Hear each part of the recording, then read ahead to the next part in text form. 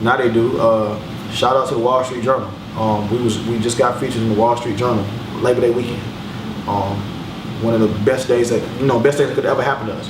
It was essentially our mixtape. That was our Trap or Die. That was our So Far Gone. That was our, that was huge for us, because for years I've been out here fighting the fight, like respect my guys, respect my guys, respect my guys. They're good DJs.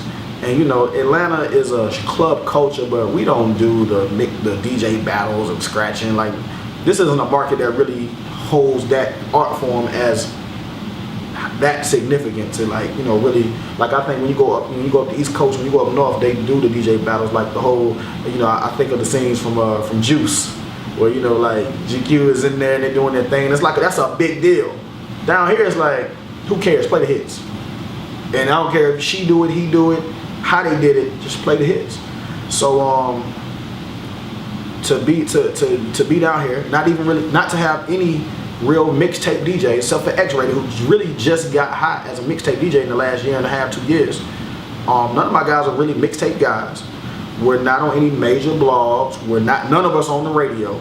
So to try to tell the world that I got these 10 guys that are in the strip clubs of Atlanta, in the underground hood clubs, that they're big time, is like explaining,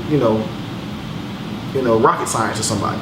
So when the Wall Street Journal of all spots picks up on what we do and they tell everybody, it was like, yes, somebody notices what we do and they realize the significance of it.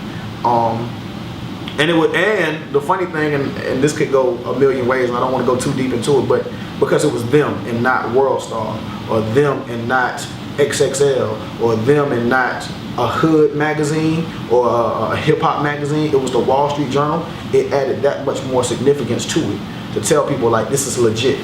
Like I said, that was huge, because keep in mind, hip hop fans don't read the Wall Street Journal for the most part, and that's not say all, but that's not a magazine that we pick up. We do what we do.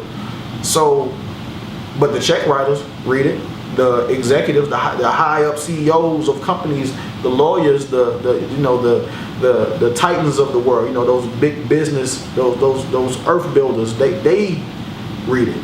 And then the hip hop fans read it when we posted it on Instagram. You know what I'm saying? When we put it on Facebook, that's when people were like, oh snap, y'all's in the Wall Street Journal. Yeah. And it was one of those things where it's like, okay, so what do y'all do again? Because I know you work with DJs, but clearly you're doing something special if they care. So that was significant. And like I said, that was just a month ago, and my phone hasn't stopped ringing since that article came out.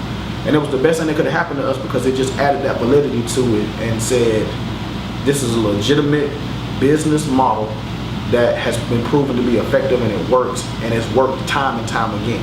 It wasn't a one-time fluke. It wasn't like we did this one artist and it went. It was like, no, we've done it several times over with guys who are now superstars.